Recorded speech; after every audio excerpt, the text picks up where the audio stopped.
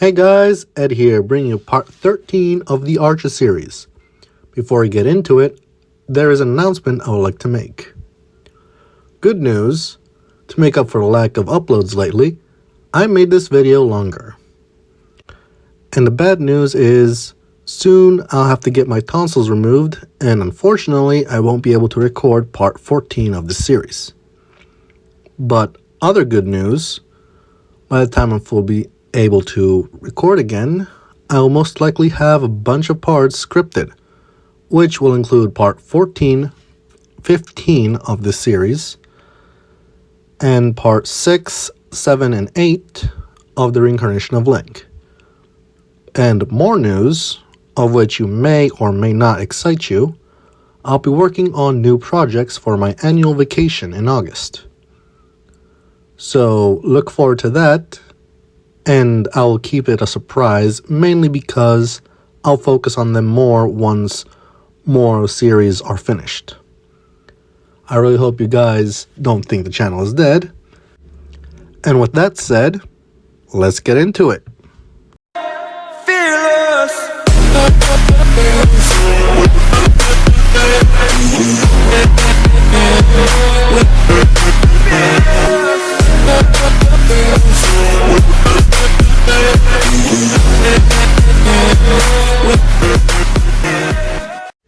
Where we last left off, Izuku was hired by Fat Gum to get to the bottom of Trigger, which brought him to the Yakuza hideout. He infiltrated it and discovered something bigger, that being the quirk erasing bullets, and on the mention on how they were exploiting a little girl to achieve those bullets. Something Izuku snapped, and it pissed him off. So he killed everyone inside, but the boss wasn't there. So he took the girl and brought her to his place, leaving her in Yuki's care, while he returned to the hideout and got his plan into motion. Sometime after midnight, the Yakuza boss returned to his base of operation, but silence filled the air. That made him feel a bit uneasy, especially the lights out. Usually there are grunts drinking at this hour, he thought. But he played it off as they wrapped it sooner because they were already too drunk. But he was brought out of his thoughts, seeing that there was a single room with the lights on. He was headed there, and as he entered the room, expecting to see one of his 8 bullets, instead, he saw the infamous Archer waiting for him. What do I owe the late-night visit from the infamous killer for hire? The man calmly stated as he started to take his gloves off and getting ready to kill if necessary. Finally, what took you so long? Tell me what I want and I'll go. What do you say, Chisaki? Archer calmly said, striking fear in the Yakuza leader. And tell you what? Chisaki questioned. I don't even know why you're here. We did nothing wrong. Archer glared into Chisaki's eyes, catching the lie in them. You claim that, but why would you say that if you got nothing to hide? Unless, Archer trailed, keeping his eyes on Chisaki for any desperate attempt to activate his quirk. You are involved in something big, but it's not complete. Like, for example, quirk erasing bullets. Chisaki started to use his quirk, but immediately one of his arms was severed by a weapon thrown with great precision.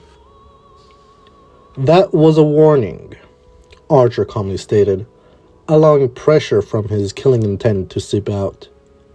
Pick up your arm, and let's get back to business, before I run out of patience. Chisaki realized that his plan is now foiled. What do you want?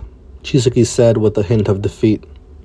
Information, Archer started, all the locations that deal with Trigger, all the people that work for you outside this building, names, addresses, their day jobs, everything. Especially that involves a certain man. What man?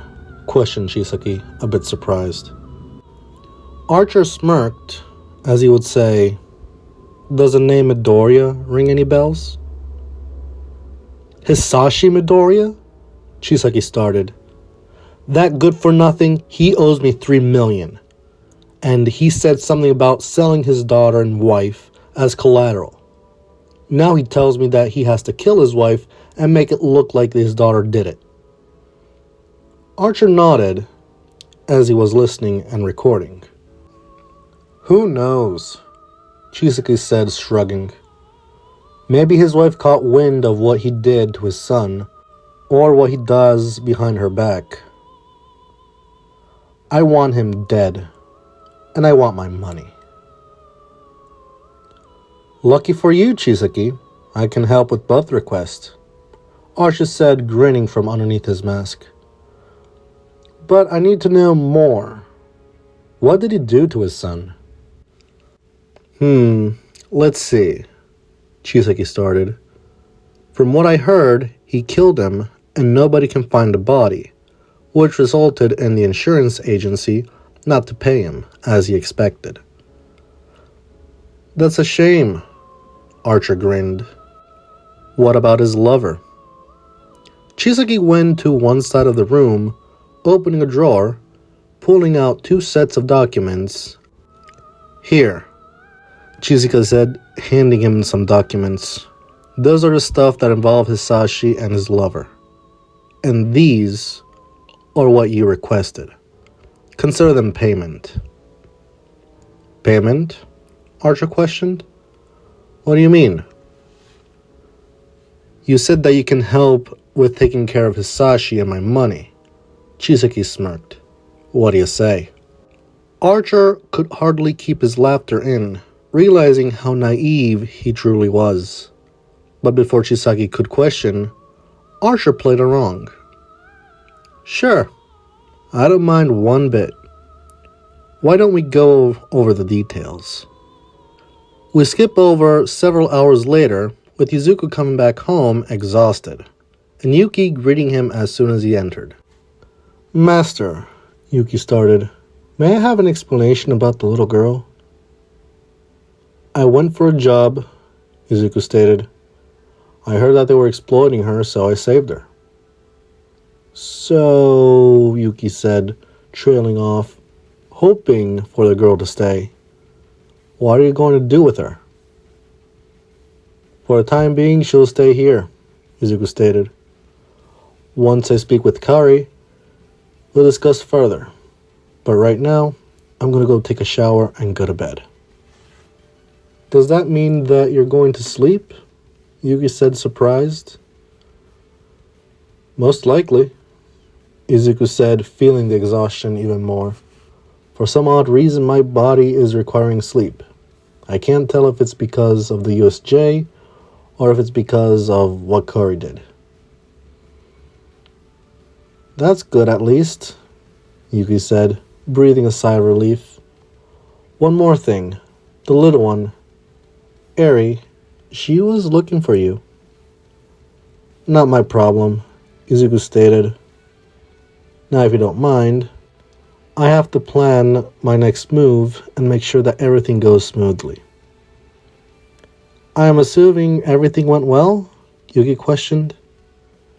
"Yes," Izuku said, affirming, as he started to chuckle. "And I can't believe that I was dealing with someone so blind and stupid." "Do you mean Fatgum?" Yuki said, confused. "No, Yuki," Izuku started. "I was talking about the face of the Shia Sakai, Kai Chisaki." "I don't get it," Yuki said, unamused. "Chisaki was complaining about Mr. Midoriya owing him money, and he wants Mr. Midoriya dead. And he also wants the money," Izuku stated. "I told him that I'll help in both cases, and he just gave me all this information as payment. But didn't Factum hire you? Yuki questioned. Yes, he did, Deku said, smirking, and with more enticing offer. Yuki would say, but you just said that this Chisaki guy hired you as well. Indeed, he has, Izuku said. Or so he thought. Master, I never thought you could be like this, Yuki said, with a hint of disgust. It's not my fault he was that stupid, Izuku stated.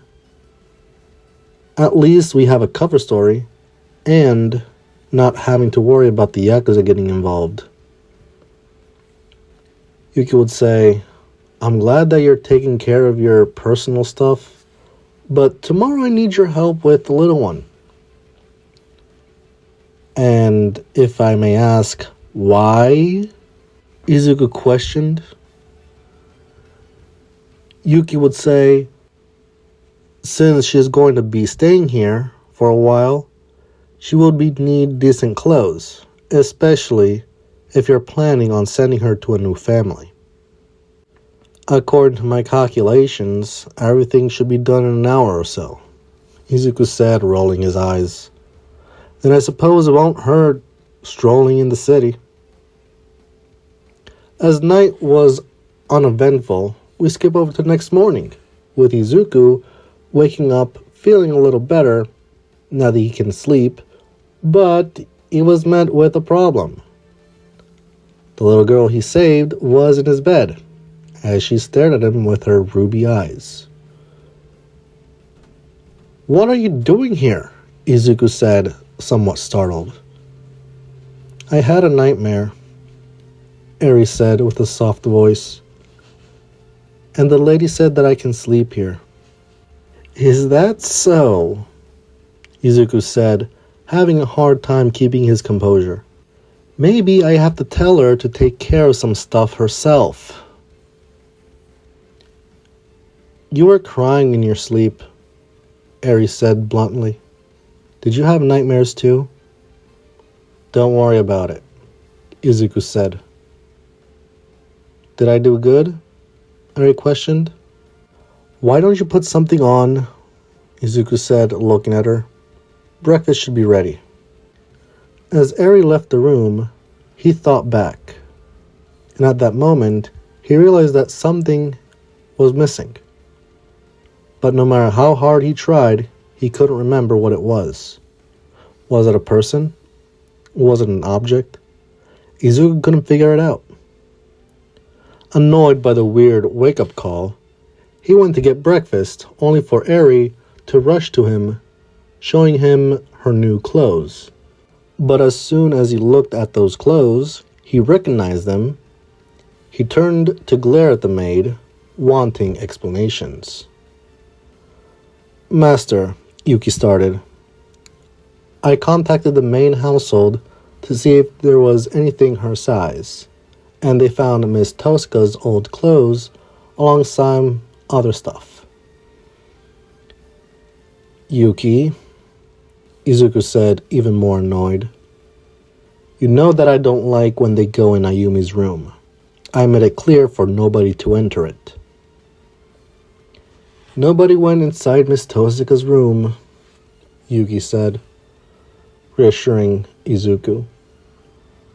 They were old clothes that were meant to be given away to donations before Master Seiichi passed away. They never did anything with them, and they've been in the storage house ever since. Good, Izuku said, calming down. Is breakfast ready? Breakfast will be served in just a bit, Yuki said. I had to help little Eri getting into those clothes. Izuku was about to sit at the table, but he felt a tug on his shirt, only to see Eri trying to make a smile, but failing miserably. The hell is that? Izuku asked, confused. Oh, I was telling her to smile a little, and it seems that she wants your opinion on how the clothes look on her, Yuki stated. Izuku looked at Eri's failed attempts to smile. His thoughts drifted a bit to when he felt in depression. He shook that thought out of his mind, trying to focus on what to come. Kid, those clothes look kind of baggy on you, Izuku said. Other than that, you look fine. And for the love of God, stop trying to smile. It's kind of creepy. Eri was about to cry, which earned him the maid's glare. But Izuku continued. What I meant by that is that you shouldn't force a smile, Izuku said, falling on deaf ears as Eri continued to sob. For God's sake, Izuku started as he pinched the bridge of his nose. Yuki, I'll be right back. Master, where are you going? Yuki said, concerned. Izuku poking his head from behind the main entrance, he'll say, I'll be right back. Eri and the maid only heard the entrance door slam shut, and it confused the two. But not even 5 minutes later, Izuku returned with a bag. He searched in it, he picked something up, and shoved it inside of Eri's mouth.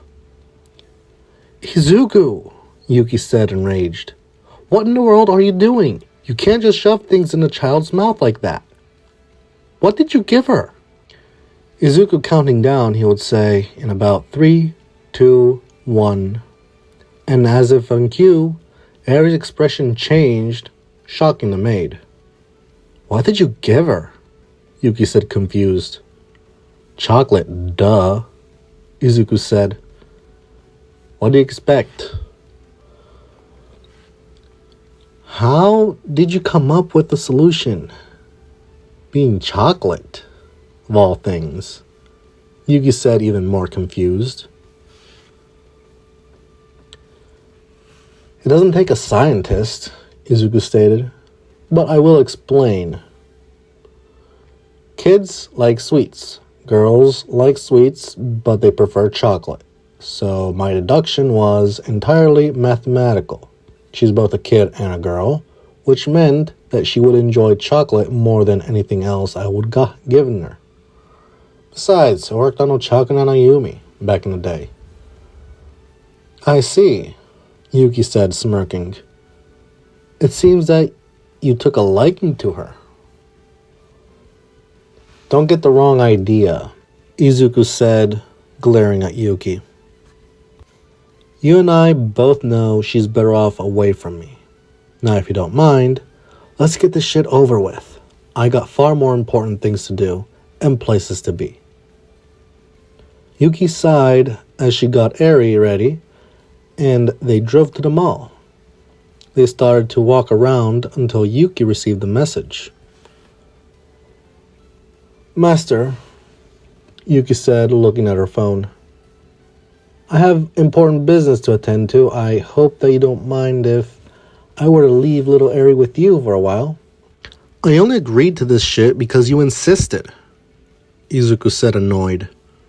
I tagged along, not for me to babysit. I know, I'm sorry, Master, Yuki said, pleading. I forgot my appointment. Couldn't you please continue shopping without me? No, Izuku said bluntly. I don't babysit. If you have to leave, I'll go home. There is no point in me being here. Yuki pulling Eri into her defense. Master, look at her face. She got all excited to get new clothes. And you want to cut it short? Izuku looked at Eri's puppy eyes, and after what seemed to be an eternity, Izuku caved in. Fine, Izuku said, annoyed. This will be the first and last time you dump babysitting duties onto me. Next time, I won't be as nice. Now, do what you gotta do before I change my mind. Yuki left Izuku before he could change his mind. Izuku cleared his throat and walked away, while Eri followed. The two visited store after store to get Eri a bunch of clothes for every occasion. In his mind, he thought if Ayumi would have been there, it would have been a family outing. He smiled at that thought. But as they were walking around, Eri's stomach growled, bringing Izuku out of his thoughts. "Didn't you eat breakfast?" Izuku said, irritated. "Only a little bit," Eri said, a bit shy. Before Izuku could retort at that, someone rushed past him, leaving him in utter shock, realizing that the person looked exactly like a younger Ayumi, being excited for a cafe as her parent dragged her away.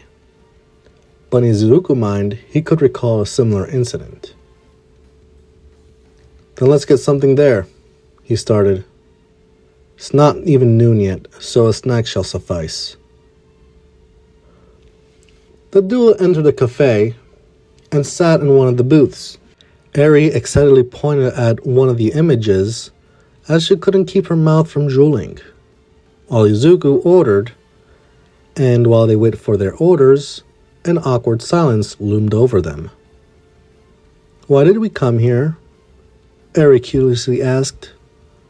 "Because I felt like it," Izuku retorted.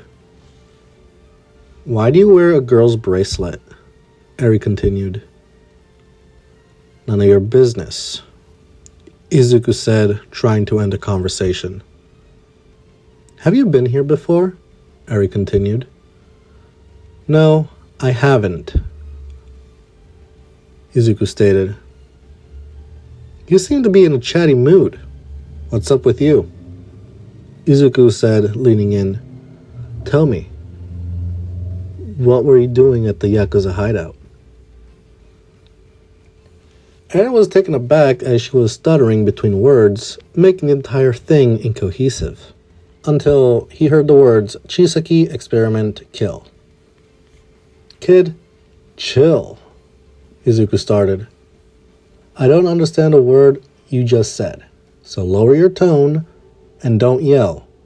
Not everyone needs to know." Eri got out of her seat and went beside Izuku and whispered in his ear. "Chisaki," she started. "He does experiments on me. If he knew we were here, he will..."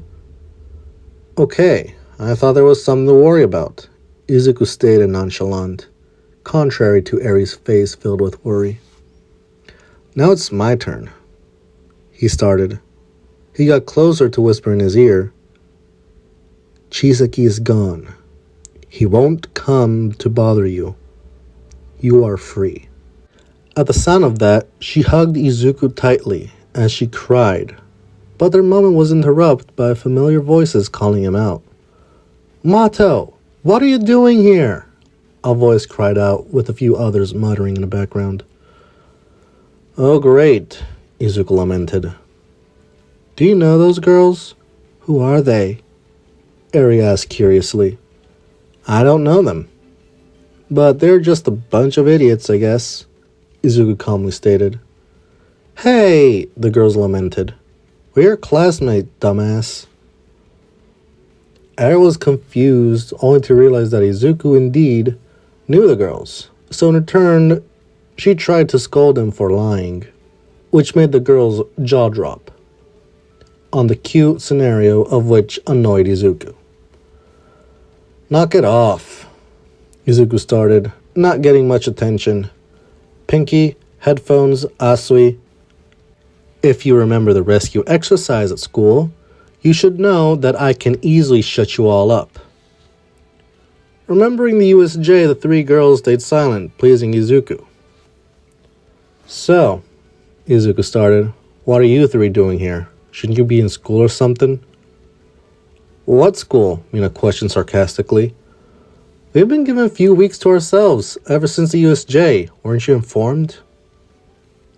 "Besides," Jiro said, gesturing to him, "what are you doing here, especially in your condition?" "More importantly, Suyu looked over at Eri. Who is this little girl, Ribbit? None of your concern, Izuku said, looking at Suyu. No, I was not informed, nor do I care, Izuku said, annoyed with Mina. And if you must know, I'm recovering, he said, looking at Jiro. Now then, I've answered your questions, now answer mine. Simple, really, Mina started. Since we got nothing better to do, us girls decided to spend some time here at the mall. But we're still waiting on some slowpokes. Don't tell me, Izuku lamented. The stuck-up princess, Ochako, and Midoriya are joining. But they were either indecisive or lounging, and you're dragging them mainly against their will. Ouch, Mina started, feeling a bit offended. What made you say that? Many reasons, Izuku said, rolling his eyes. Knowing that fact that your optimism and high levels of energy are very exhausting to deal with. Okay, I get it, Mina said, feeling the metaphorical stabs all over her. You don't have to be rude about it. You want to know what else is rude? Izuku started with a calm demeanor.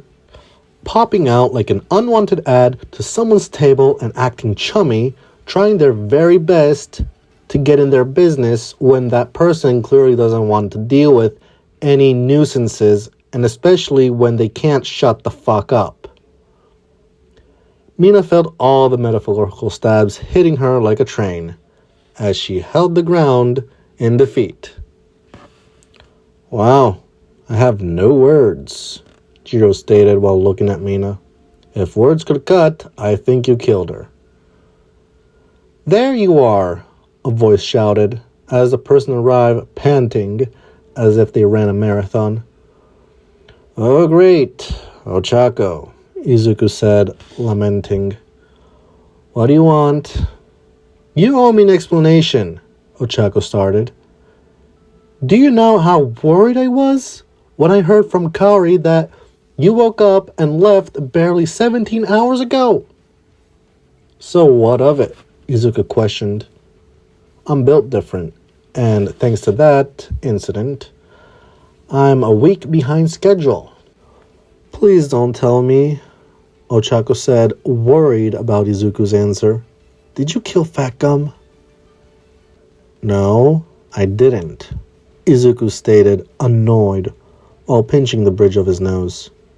If you're going to be on my ass about it, I'll have you know that I was pointed in his direction for you-know-what, regarding you-know-who.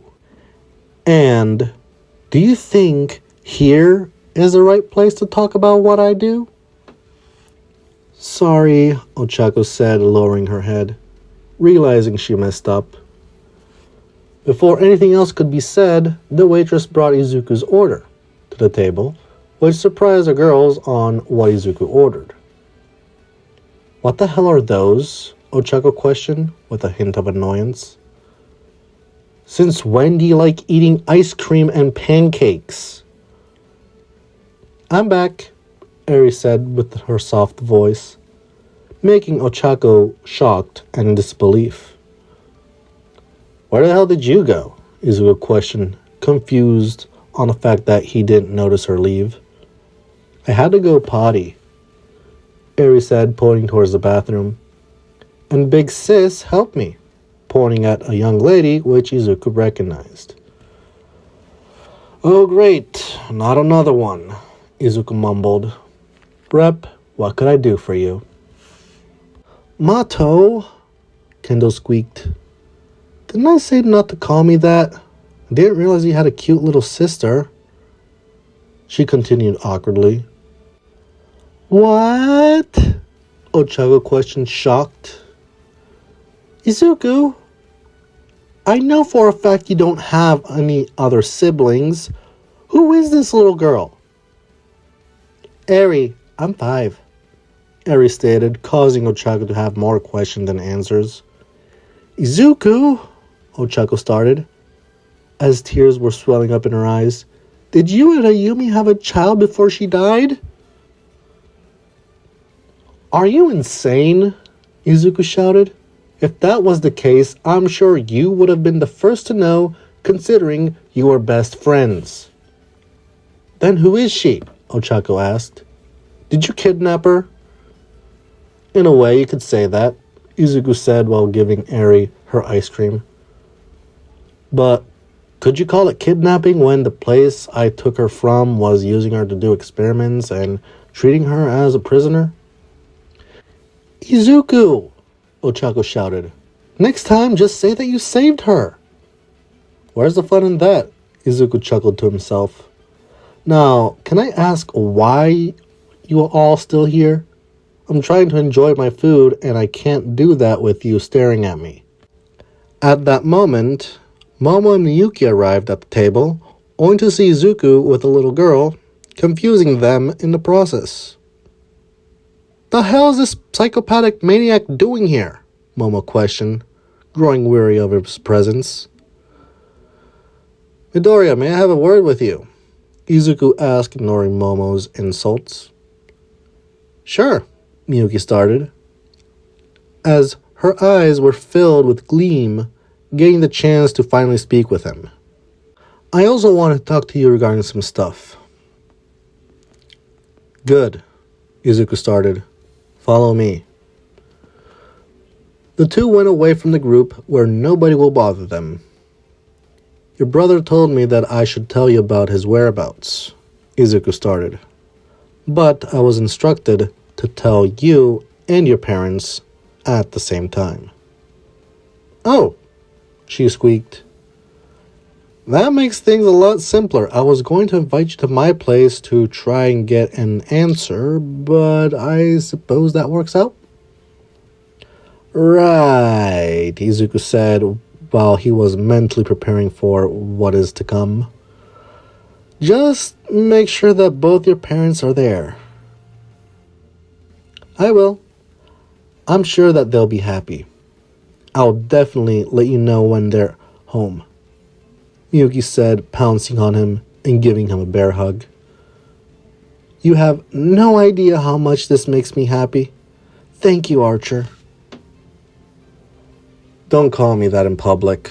Just call me Mato, Izuku said while trying to push her away. You can let go now. As Izuku and Miyuki returned to the others, Ochako looked very annoyed. I had a sip of your drink, Ochako started, with feelings and nostalgia swirling in the pit of her stomach as she caught the others' attention. I know you well enough to say that this isn't you. It's none of your concern, Izuku stated. I remember when the three of us used to hang out, Ochako said as tears started to swell in her eyes. Each time after school, we always stopped by a cafe, and no matter how many times we'd ask, you never get the pancakes, despite us trying to share, nor the milk tea. You've always drank oolong tea, and you always got the sea salt glaze sweet buns. And I see plenty of them display over there. Like I said, Izuku started as he pinched the bridge of his nose, it's none of your concern. You know, Kaori told me. Even if she didn't, I would have known what you were trying to do, Ochako said, growing frustrated. It's pointless. The dead can't come back to life. You can't change the past. How would you know? Izuku said as his demeanor shifted. All I need is the power of the Holy Grail, which can be used once I have all the cards. What if it doesn't work? Ochako asked, and all that effort will go in vain. What then? How many more casualties will there be? I'll cross that bridge when I get there, Izuku said, eating the pancakes.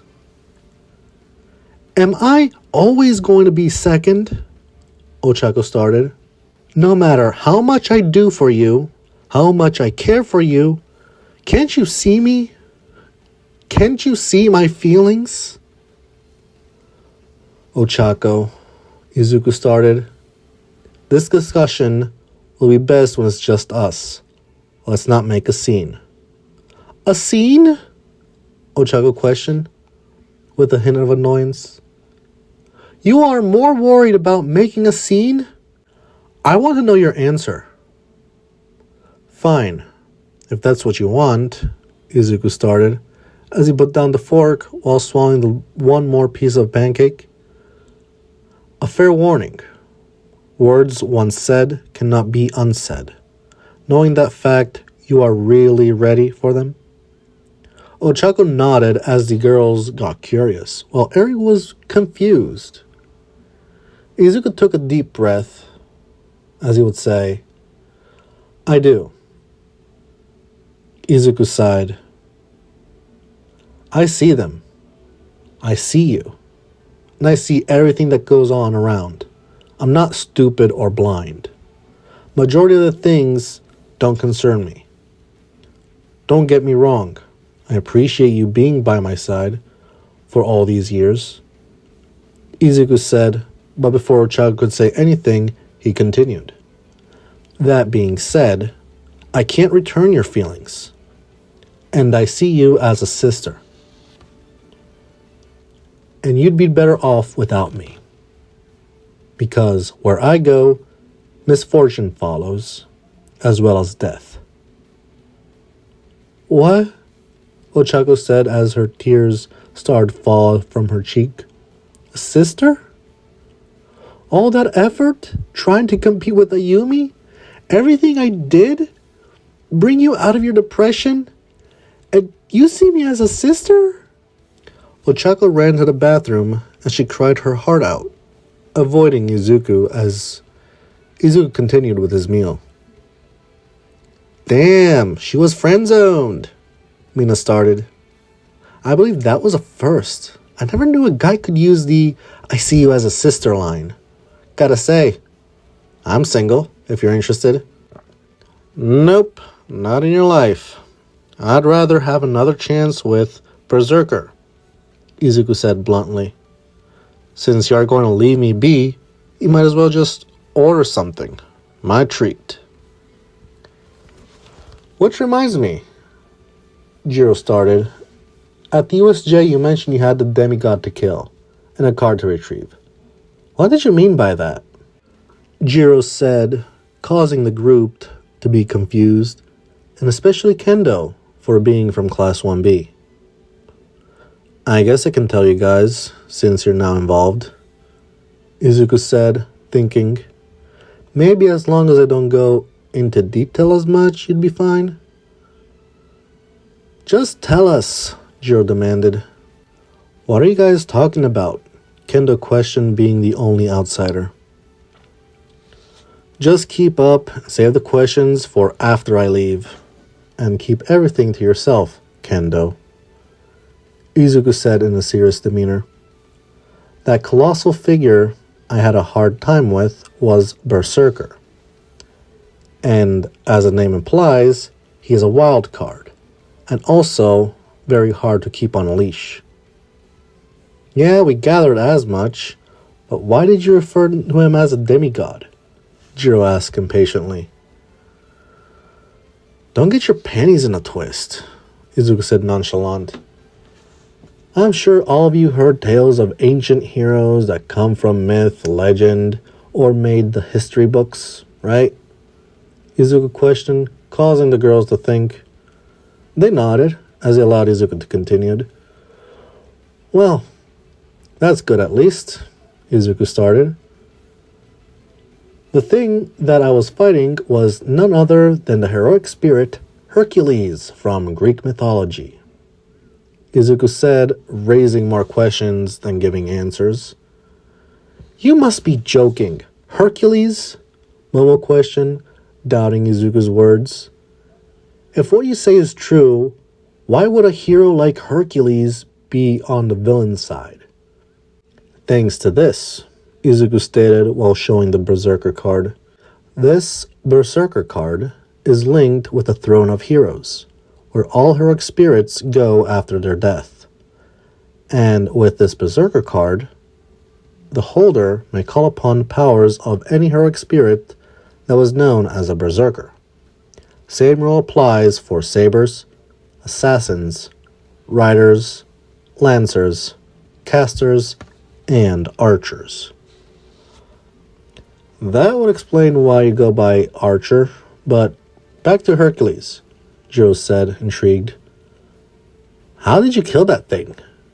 I had to dish out my heavy hitters and kill it multiple times, Izuku stated. It's like fighting hundreds of All Mights in their prime. All Might himself would have lasted 10 seconds. But that is all. Wait, Miyuki pleaded. What about what you did at the USJ? What was that thing you used? That was a reality marble, Izuku stated. That said, I'll take my leave. I got places to be. Eri, let's go. One more thing, Jiro started, catching Izuku's attention. What kind of heroic spirit do you have with the Archer card? I don't know, Deku said, turning around about to leave. If you remember that guy calling himself Gilgamesh, he said that my Archer card is nothing but a fake. So who knows, really? But what I do know is that in the Throne of Heroes, time does not exist. So it is possible to call upon a hero yet to be born. Izuku grabbed all of his bags and heading to pay, only for him to push the bill to the girls instead. Noting that Yuki ditched them a long time ago, not planning to return, Izuku walked home with Eri, engaging in small talk. What does idiot mean? Eri questioned. Annoying people that are also stupid and don't mind their own business, Izuku said. You're right, they're idiots, Eri noted. Except that big sister. She helped me when I went potty. You mean Kendo? Izuku questioned. I guess she was always that type of person to help others, and at times nosy. I think I like her, Eri stated. Well, good for you, Izuku said, rolling his eyes. Now can you stop talking? I need to think. Eri did as told, and she stayed quiet during most of the way home. Once he arrived, he went to rest and wait for the text.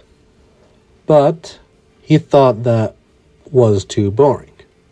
So as soon as dusk fell, he geared up and went to find these dealers that gave out Trigger and deal with them as he waits patiently to be invited to the Midoriyas for dinner. To be continued. That's it for today's video. If you enjoyed, leave a like, comment down below. If you're new to the channel, consider subscribing for more. Turn on the bell notification to be updated so you never miss a video. That said, peace out.